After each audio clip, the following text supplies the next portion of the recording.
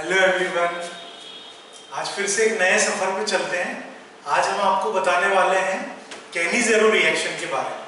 केनी-ज़ेरो reaction is given by aldehydes in which alpha hydrogen atoms are absent. It is reaction occur in presence of concentrated alkali. In this, disproportionation occur.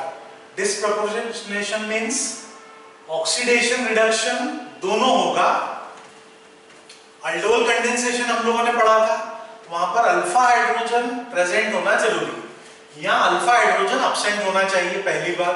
दूसरा, वहां dilute alkali के presence में reaction होती है, यहाँ alkali concentrated होनी चाहिए। Third, यहाँ डिसप्रपोर्शनेशन होता है, मींस सेम स्पीशीज का ऑक्सीडेशन भी होता है, रिडक्शन भी होता है। तो यहां पर हमने लिया है बेंजल्डिहाइड, ये अल्फा कार्बन है, यहां पर हाइड्रोजन एब्सेंट है, उसी की प्लेस पे तो फंक्शनल ग्रुप अल्डिहाइड प्रेजेंट है। तो अल्फा हाइड्रोजन जहां एब्सेंट होगा, जैसे फॉर्मल्डिहाइड, बेंजल्डिहाइड, ट्राइक्लोरोएसिटल्डिहाइड, 2,2 डाइमिथाइल प्रोपेनल, ये सारे कंपाउंड केनी-ज़ेरो रिएक्शन शो करेंगे। इसमें होगा क्या, देखिए, बेंजल्डिहाइड जो भी एल्डिहाइड लेंगे उसके दो मॉलिक्यूल पार्टिसिपेट करेंगे। एक मॉलिक्यूल का होगा रिडक्शन, तो बेंजल्डिहाइड का रिडक्शन करेंगे तो क्या मिलेगा, बेंजाइल अल्कोहल। और दूसरे मॉलिक्यूल का होगा ऑक्सीडेशन, ऑक्सीडेशन होगा तो मिलेगा बेंजल्डिहाइड के ऑक्सीडेशन से बेंजोइक एसिड। अब एसिड बन रहा है और अल्कली बेस प्रेजेंट है, वो भी स्ट्रॉन्ग अल्कली है, तो इमीडिएटली वो उससे रिएक्ट करेगा और न्यूट्रलाइज कर देगा। तो फाइनल प्रोडक्ट आपको मिलेगा sodium salt of benzoic acid. KOH लेंगे तो potassium salt of benzoic acid. तो बेंजल्डिहाइड के दो मॉलिक्यूल पार्टिसिपेट कर रहे हैं, एक का रिडक्शन हो रहा है बेंजाइल अल्कोहल, दूसरे का ऑक्सीडेशन हो रहा है बेंजोइक एसिड, उसका सोडियम या पोटेशियम सॉल्ट बन रहा है। यहाँ NaOH लिया इसलिए सोडियम सॉल्ट बनेगा बेंजोइक एसिड का, सोडियम बेंजोइक। यहाँ पर क्या क्या आपको ध्यान रखना है, एक तो ये याद रखना है कि जैसे ही आपको अल्कली दिया है कंसंट्रेटेड, तो आपके दिमाग में तुरंत आना चाहिए केनी-ज़ेरो रिएक्शन। दूसरा, कौन से चार कंपाउंड दे देते हैं और पूछते हैं कौन से कंपाउंड पार्टिसिपेट करेंगे, तो अल्फा हाइड्रोजन एटम एब्सेंट होना चाहिए।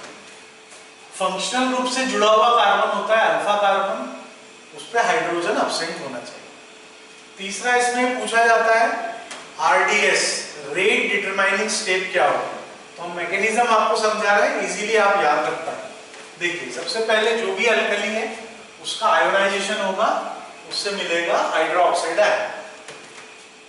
इस हाइड्रोक्साइड आयन का न्यूक्लियोफिलिक अटैक होगा, अल्डिहाइड और ketone nucleophilic addition reaction show करते हैं, तो इस हाइड्रोक्साइड आयन का न्यूक्लियोफिलिक अटैक होगा। ये जो पाई इलेक्ट्रॉन पेयर है ये ऑक्सीजन पे शिफ्ट हो जाएगी, यहाँ आएगा नेगेटिव और कार्बन पर पॉजिटिव, इस पॉजिटिव से जुड़ेगा OH नेगेटिव, ये बन गया प्रोडक्ट। अब ये जो प्रोडक्ट बना है ये बेंजल्डिहाइड के दूसरे मॉलिक्यूल से रिएक्ट करेगा, ठीक है। क्या होगा, यहां पर होगा हाइड्राइड आयन का ट्रांसफर, फिर से इसमें इलेक्ट्रोमेरिक चेंज होगा, ये पाई इलेक्ट्रॉन पेयर ऑक्सीजन पर शिफ्ट हो जाएगी, यहाँ नेगेटिव आएगा, कार्बन पे पॉजिटिव। जैसे ही पॉजिटिव आएगा, ये हाइड्रोजन जो कार्बन से जुड़ा हुआ है वो H नेगेटिव के फॉर्म में ट्रांसफर हो जाएगा इस अल्डिहाइड के सेकेंड मॉलिक्यूल के कार्बोनाइल कार्बन। H नेगेटिव के फॉर्म में जा रहा है ना, इसको बोलेंगे हाइड्राइड आयन का ट्रांसफर। जैसे H नेगेटिव के फॉर्म में जाएगा, इस कार्बन पे पॉजिटिव आएगा, पॉजिटिव आएगा तो ये जो लोन पेयर है शिफ्ट हो जाएगी वापस अपनी ओरिजिनल पोजीशन, तो यहाँ डबल बॉन्ड आ जाएगा, ये बन गया बेंजोइक एसिड और ये हाइड्राइड आयन के ट्रांसफर के बाद वाला प्रोडक्ट। समझ में आया इतना। इसके बाद ये चूंकि एसिड है बेंजोइक एसिड और ये एनायन है, तो यहां से H पॉजिटिव का ट्रांसफर होगा। H पॉजिटिव मतलब हाइड्रोजन अपना भी इलेक्ट्रॉन इसको देकर जाएगा, यहां पर हाइड्रोजन अपने साथ साथ कार्बन का इलेक्ट्रॉन लेकर जा रहा था, यहाँ हाइड्रोजन अपना इलेक्ट्रॉन भी देकर जाएगा, तो इस ऑक्सीजन पे नेगेटिव आ जाएगा और हाइड्रोजन H पॉजिटिव के फॉर्म में ट्रांसफर हो जाएगा इस ऑक्साइड आयन, तो ये मिल जाएगा आपको बेंजाइल अल्कोहल। और इधर बनेगा बेंजोएट आयन। ठीक है, इस टाइप से ये बनता है। अब इस बेंजोएट आयन से ये जो सोडियम या पोटेशियम है ये रिएक्ट कर लेगा और ये बना देगा सोडियम बेंजोएट। तो मेनली जो इंपॉर्टेंट स्टेप है वो आपके सामने है। सबसे पहली स्टेप है न्यूक्लियोफिल का अटैक, दूसरी स्टेप है हाइड्राइड आयन का ट्रांसफर, थर्ड स्टेप है प्रोटॉन का ट्रांसफर और लास्ट स्टेप है सोडियम आयन का बेंजोएट आयन पर अटैक, तो बन रहा है सोडियम बेंजोएट। तो इसमें न्यूक्लियोफिल का अटैक ये इजीली होगा, ये फास्ट स्टेप है।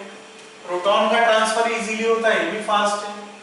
सोडियम आयन का बेंजोएट आयन पे अटैक ये भी फास्ट होगा। तो सबसे जो स्लोएस्ट स्टेप है वो कौन सी है? हाइड्राइड आयन का ट्रांसफर। ये स्लो स्टेप है, मतलब ये रेट डिटरमाइनिंग स्टेप है, आरडीएस। तो आपसे यही पूछा जाता है, ये 4 स्टेप वो दे देते हैं। Which of the following is rate determining step in Cannizzaro reaction? और ये 4 ऑप्शंस आपके सामने होते हैं, nucleophilic attack, hydride ion transfer, proton transfer and sodium ion का जो अटैक है। तो रेट डिटरमाइनिंग स्टेप कौन सी है? Slowest step will be the rate determining step. तो वो कौन सी है? हाइड्राइड आयन का ट्रांसफर। ये आप याद रखिए, ये पूछा जाएगा। तो समझ में आया सभी को? कैनिज़रो रिएक्शन मींस सबसे इंपॉर्टेंट पार्ट क्या है? अल्फा हाइड्रोजन जहां एब्सेंट होगा ऐसे एल्डिहाइड पार्टिसिपेट करेंगे। कंसंट्रेटेड अल्कली के प्रेजेंस में रिएक्शन होगी। डिसप्रोपोर्शनेशन होगा, मतलब एक ही कंपाउंड का ऑक्सीडेशन भी होगा और रिडक्शन भी होगा, ये डिसप्रोपोर्शनेशन। और सबसे इंपॉर्टेंट क्या है? सबसे इंपॉर्टेंट हाइड्राइड आयन का ट्रांसफर, ये रेट डिटरमाइनिंग स्टेप है, आरडीएस है, ये स्लोएस्ट स्टेप है इस मैकेनिज्म में। ये आप याद रखें। क्लियर है? समझ में आया सभी को? So love you all and take care.